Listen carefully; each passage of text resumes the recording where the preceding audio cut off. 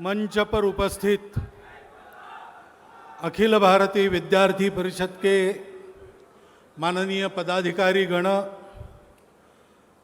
तथा विद्यार्थी सेवा समिति के सभी माननीय पदाधिकारी गण, मंच के नीचे उपस्थित सभी कार्यकर्ता, पूर्व कार्यकर्ता तथा मान्यवर नागरिक सज्जन, माता भगिनी,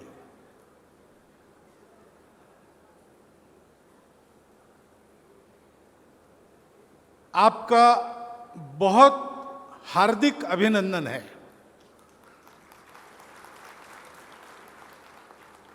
क्योंकि आपने अपने परिश्रम से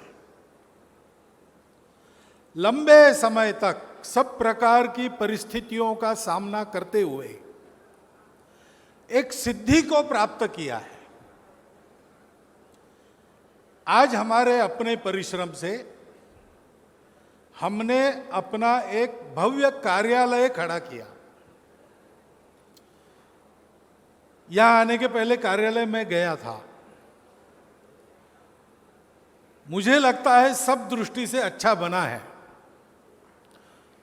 तो बनाने वाले प्रत्यक्ष जिन्होंने बनाया उसको, उनका भी अभिनंदन, और उनको बनाने में जिनके प्रेरणा और परिश्रम की साथ रही वो आप सभी का अभिनंदन।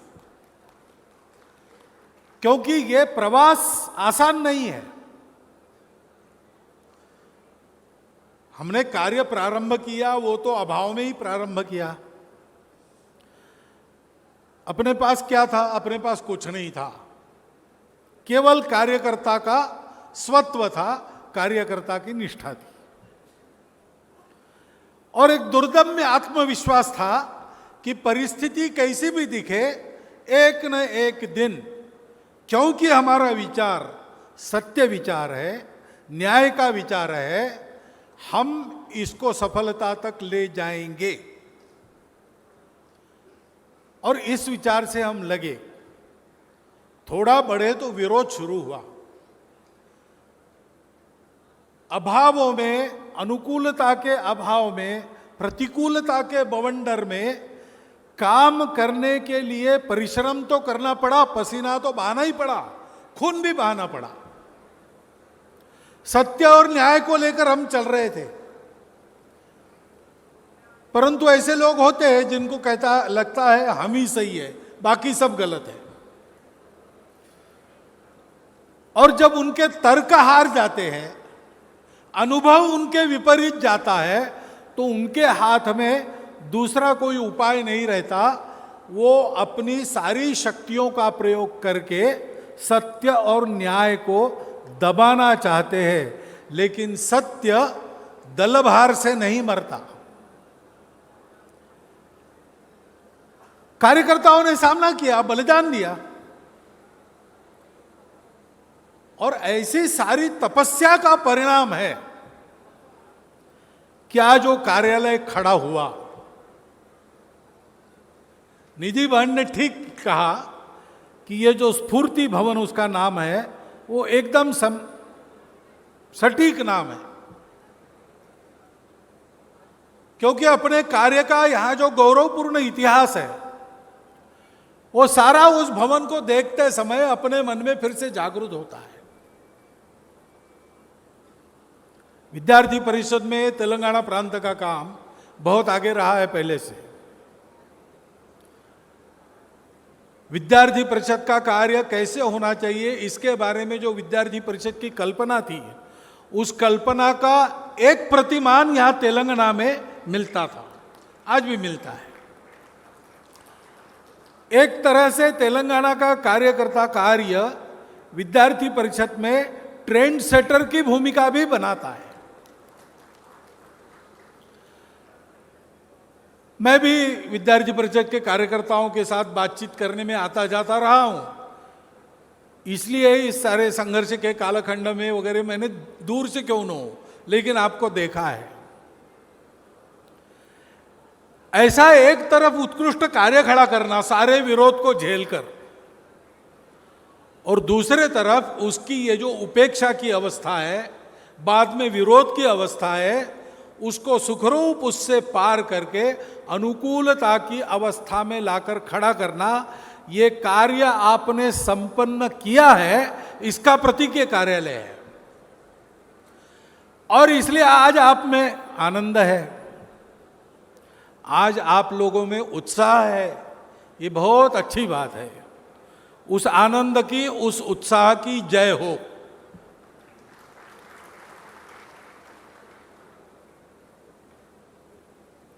आनंद और उत्साह में और एक बात ध्यान में रखनी चाहिए।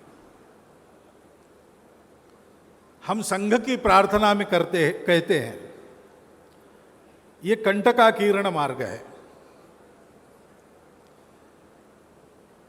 30 साल पहले, 40 साल पहले तक, 20 साल पहले तक अनुभव होता था, लेकिन अब इसको जब हम कहते और अर्थ बताते हैं कि अपना मार्ग बहुत कठिनाइयों से भरा है, तो आज के पीढ़ी का कार्यकर्ता पूछता है कि वो कंटक कहाँ है। आपने देखे होंगे उपेक्षा के समय में बहुत सहन करना पड़ा, बहुत घिसना पड़ा, विरोध में बहुत लड़ना पड़ा, अंदर के दुख को दबाकर कार्य के हित के हेतु कर्तव्य कठोर होके आगे बढ़ना पड़ा।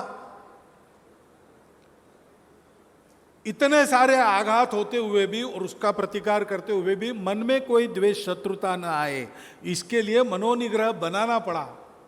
लेकिन आज तो सब ठीक है, अब कार्यालय हो गया, अच्छा कार्यालय बन गया, सब प्रकार की सुविधाएं उसमें है, साधन सुविधा अपने पास है, और समाज में आस्था, प्रेम और प्रतिष्ठा के हम धनी बने हैं। एक समय विद्यार्थी परिषद का कार्यकर्ता लोग, विद्यार्थी क्षेत्र में काम करने वाले अन्य संगठनों के लोग हंसते थे, ये कौन लोग हैं, अरे ये क्या विद्यार्थी परिषद है, क्या करते हैं, सरस्वती पूजा करते हैं और जिनके नंबर आते हैं उनका अभिनंदन करते हैं, और तो कुछ करते नहीं। आज ये कहने की हिम्मत किसी की नहीं होगी। उस समय हमको नगण्य मानने वाले लोग आज हमको अग्रगण्य देख रहे हैं। ये परिवर्तन है, हमारे परिश्रम से आया है। और इसलिए आज का कार्यकर्ता पूछता है कि कंटक कहां है। लेकिन कभी कभी ऐसा होता है कि अनुकूलता ही कंटक बन जाती है। यानी आनंद है, उत्साह है, उसके आप अधिकारी है, यू डिजर्व इट। उस आनंद में, उत्साह में हम सब लोग सहभागी हैं, क्योंकि ये आपका अधिकार आपने प्राप्त किया है, आनंद मनाने का, उत्साह मनाने का। लेकिन इसमें थोड़ी सजगता, सावधानी भी आवश्यक रहती है, नहीं तो यही अनुकूलता कल चल के कंटक बन सकती है। समाज में स्टेटस है, प्रतिष्ठा है, आस्था है, विश्वास है, हमारा अहंकार बढ़ाती है, व्यक्ति का भी बढ़ाती है, संगठन का भी बढ़ा सकती है। और अपना जो कार्य है वो तो बाकी संगठनों जैसा नहीं है, केवल अपने संगठन को प्रतिष्ठा प्राप्त करा देना, केवल विजय प्राप्त करना ऐसा नहीं है। विजय प्राप्त करना अनिवार्य है, इसलिए हम विजय प्राप्त कर रहे हैं और विजयी होंगे, परंतु उस विजय का कुछ उपयोग करना है। विजय ये हमारी मंजिल नहीं है, हमारा पड़ाव है। बहुत से राजा विजयी हुए, सब भूल गए उनके नाम। कितने दिन याद रखेंगे राजाओं के नाम? ज्यादा दिन याद नहीं रहे, 1000, 2000, 5000 साल, उसके बाद सब भूल जाते हैं। लेकिन पितृवचन के पालन के लिए वनवास ग्रहण करने वाले राजा को 8000 साल भी केवल स्मरण नहीं करते, उसके बनाए हुए आदर्शों पर चलने का प्रयास करते। क्योंकि जूलियस सीजर जैसा वो राजा, ही केम, ही सॉ, ही कॉन्कर्ड, इतना करके रुक नहीं गया। जूलियस सीजर वहां रुक गया। इसलिए अगर पूछते कि व्हाट आफ्टर कॉन्करिंग एवरीथिंग, तो इतिहासकार उत्तर देंगे फिर मनुष्य का मरण है, धर्म है। इसलिए एक दिन वो राजा भी मर गया। कुछ दिन याद रहेगा, बाद में भूल जाएंगे। लेकिन राम के बारे में हो, ये ठीक है, ही केम, ही सॉ, ही कॉन्कर, लेकिन he didn't stop at that. उन्होंने आगे जो परिवर्तन लाया मनुष्य जीवन में, धर्माधारित नियम स्वयं आचरण करके जो रूढ़ किए, उसमें आज भी राम जीवित है, लोगों की श्रद्धा में जीवित है। उत्तर प्रदेश में एक ट्रैक्ट ऑफ लैंड ऐसा है, कुछ मीलों तक, कुछ स्क्वायर किलोमीटर, जिसमें लोग चना नहीं उगाते। चना क्यों नहीं उगाते? इसलिए कि जनकनंदिनी सीता को ब्याह कर जब राम जनकपुर से लाए, विश्वामित्र जी के साथ गए थे, पैदल गए थे, पैदल लेके आए। पैदल यानी सारा था साथ सामान, हाथी थे, पालकी थी, घोड़े थे, स्वयं राजा दशरथ थे। तो कभी पालकी में बैठना, कभी पैदल चलना, ऐसे सीता जी उस ट्रैक में थोड़ी पैदल चलने के बाद, चने की खेती वहां होती थी, सूखे चने का एक ठूठ उनके पैर में गड़ गया, थोड़ा सा खून निकला। तब से वहां के लोग चने की खेती नहीं करते, क्योंकि सीता जी के पैर से खून निकलने वाला ये चना है, हम उसकी खेती नहीं करते। सीता जी 8000 साल पहले भूमि में गड़प नहीं हुई। सीता जी अभी हमारी श्रद्धा में जीवित है। यह चिरंजीविता क्यों प्राप्त होती है? क्योंकि अनुकूलता प्राप्त होने के बाद धीर व्यक्ति वो याद रखता है हम क्यों चले हैं। अनुकूलता प्रतिकूलता उसको प्रभावित नहीं करती। निंदन्तु नीति निपुणा यदि वा स्तुवन्तु, नीति निपुण लोग निंदा करे स्तुति करे, दोनों में उसको फर्क नहीं पड़ता। लक्ष्मी समाविशतु गच्छतु वा यथेष्टम, धन साधन पास में हो या हाथ से चले जाए, उसको फर्क नहीं पड़ता। अद्यैव वा मरणमस्तु युगांतरेवा, आज मरण प्राप्त हो अथवा मरण की प्रतीक्षा में तिल तिल गलना पड़े युगांतर तक, उसको फर्क नहीं पड़ता। न्यायात पथ प्रविचलंती पदम न धीरा, सत्य और न्याय के जिस पथ को हमने ग्रहण किया है उस पर हमको अविचल चलना है, उसको प्रभावित नहीं होने देना है। 8वीं की क्लास में हमको अंग्रेजी में एक लेसन था, आयाज नाम के एक मिनिस्टर की कहानी थी। राजाओं का जमाना, राजा का बड़ा प्रिय मिनिस्टर, क्योंकि बहुत कार्यक्षम था, एफिशिएंट था और इसलिए प्रिय था। अब राजनीति में किसी को लोकप्रियता प्राप्त होती है तो उसके जलने वाले भी पैदा होते हैं, ये पहले से चलता आया है, आज भी चलता है, उस समय भी था।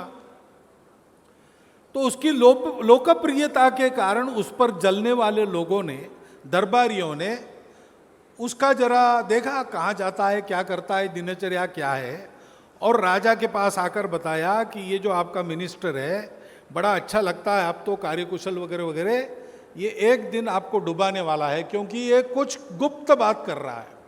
रोज रात को 12 बजे उठकर चोर दरवाजे से जंगल में जाता है, वहां क्या करता है पता नहीं, कुछ देर के बाद वापस, लेकिन रोज जाता है, ये जरूर कुछ षड्यंत्र पका रहा है। राजा का पहले विश्वास नहीं हुआ, लेकिन बार बार बताया जाता है। तो गोबेल्स का एक प्रचार तंत्र है कि 100 बार असत्य कहा तो वो सत्य बन जाता है। हमारे देश में नहीं होता, हमारे देश सत्यमेव जयते का देश है, लेकिन जहाँ की यह बात है वहाँ होता था। तो इसलिए राजा ने कहा कि जरा देख लेता हूँ मैं भी जांच करके। तो राजा राज को उसके घर के पास छुप के बैठ गया, भेष बदल के। देखा तो 12 बजे वो घर के बाहर आया, चोर दरवाजे की ओर चला, चोर दरवाजा पार करके जंगल में घुस गया, राजा उसके पीछे पीछे। जंगल के मध्य में एक खंडहर नुमा मकान था, उसमें वो घुस गया, राजा भी उसके पीछे, लेकिन दरवाजे पर रुक गया। 2 मिनट के बाद वो वापस आ गया, तो राजा ने उसको पकड़ा, तलवार उसके सीने पर तान कर। राजा कहता है कि बोल तू क्या कर रहा था, नहीं तो अभी तुम्हारी। तूने कहा महाराज ठीक है, आपके मन में शंका आई है और मैं किसी को बताता नहीं, लेकिन रोज मैं ऐसा करता हूं, आपको भी बताया नहीं था। तो ऐसा कीजिए, मैं अंदर जाके अभी बाहर आया, आप फिर से चलिए मेरे साथ, 2 मिनट में हम दोनों बाहर आ जाएंगे। राजा उसके पीठ को तलवार लगाकर उसके पीछे पीछे गया। उस खंडर नुमा मकान में सबसे अंदर जो कमरा था, वहां पर एक लकड़ी की संदूक थी, पेटी थी। आयाज ने उस पेटी को खोला, उसमें देखा, चलिए महाराज हो गया काम। राजा ने भी देखा तो उसमें एक फटा पुराना कोट था। राजा ने कहा, ये क्या गड़बड़ है, तुम क्या करते हो, ये क्या तंत्र विद्या वगैरह है क्या?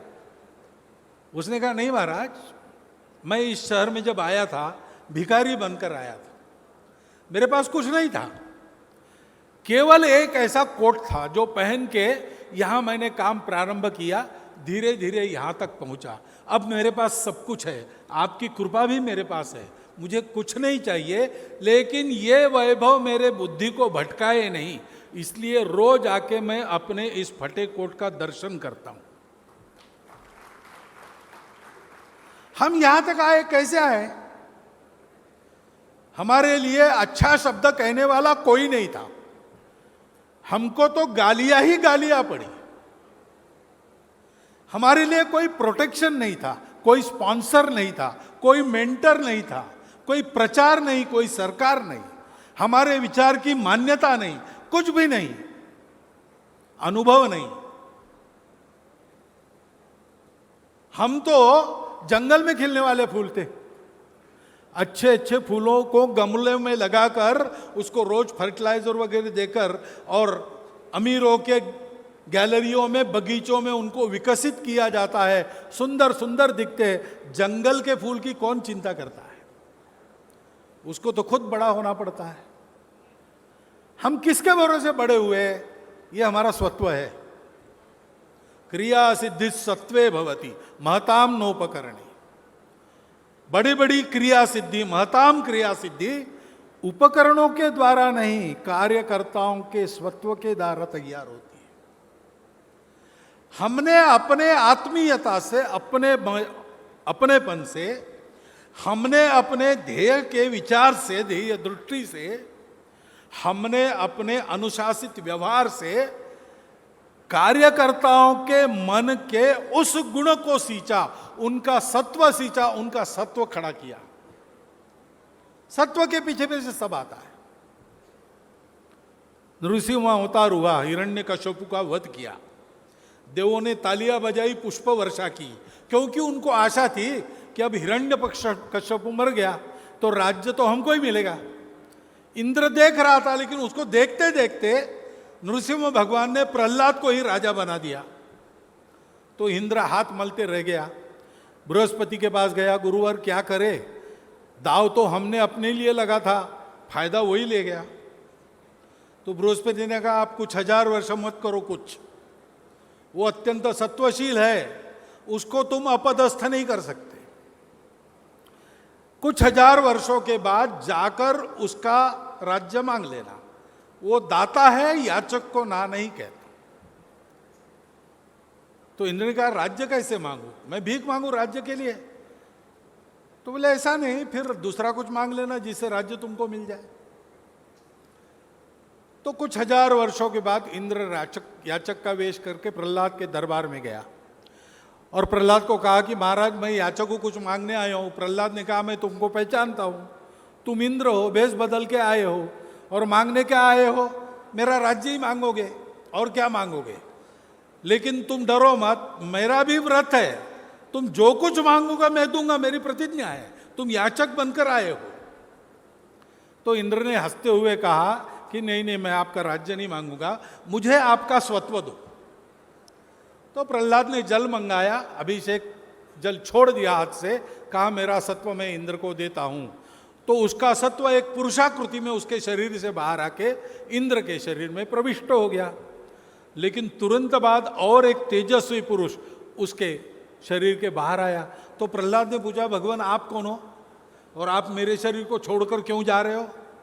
तो बोले, मैं तुम्हारा तेज हूं, सत्व जहां जाता है वहां तेज जाता है, मैं सत्व के पीछे जा रहा हूं। दूसरा एक बलशाली पुरुष फिर से बाहर आ गया।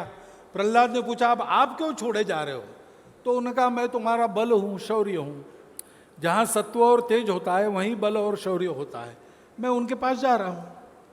बाद में एक महिला उसके शरीर के बाहर आई। प्रहलाद ने पूछा, माँ तुम कौन हो, मुझे छोड़े क्यों जा रही हो? तो कहा मैं तुम्हारी लक्ष्मी हूँ। तुमको जो प्राकृतिक वैभव मिला है, मानसिक वैभव मिला है, भौतिक वैभव मिला है, वो सब मैं हूँ। और शील बल तेज, सत्व बल तेज जहां रहते वहीं पर मैं जाता हूं। वो चली गई। एक सत्व मांगकर राज्य सहित सब कुछ प्रहलाद का इंद्र ने हरण कर लिया। हम कभी इन साधनों के पीछे नहीं भागे, हम कभी प्रसिद्धि के पीछे नहीं भागे, हम कभी झूठे सत्ता स्थानों के पीछे नहीं भागे। हमने अपने शील पर बल दिया, अपने शील को कोटि कोटि हृदयों में जागृत किया। हमारा शील है। विद्यार्थी परिषद में 3 शब्द कहे जाते हैं, ज्ञान, चारित्र्य, एकता। ये हमारा शील है, ये हमारा स्वत्व है। इसके बलबूते हम यहां तक आए। भवन खड़ा हुआ, अच्छा हुआ, सबको स्फूर्ति मिलेगी, सबको उत्साह मिलेगा। कार्य अधिक गति में करने के लिए एक सुविधा मिल गई, उस सुविधा का उपयोग करना, पूरा उपयोग करना।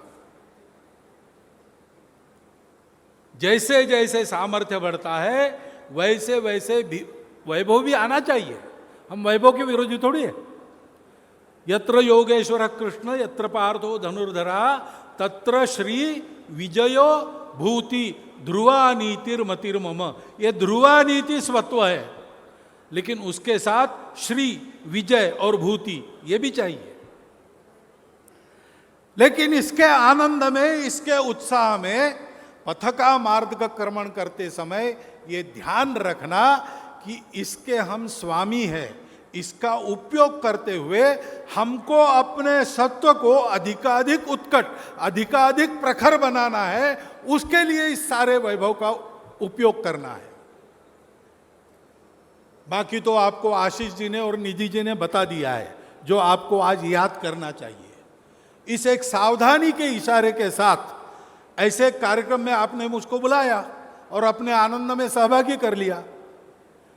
सरसंघ चालक मुझे बनाया संघ में, तब से मैं अनुभव कर रहा हूं कि और तो कोई आनंद मिलता नहीं, लेकिन बार बार लोग ऐसे कार्यक्रमों में बुलाते तो उनके आनंद में सहयोग करने का आनंद हमको मिलता है।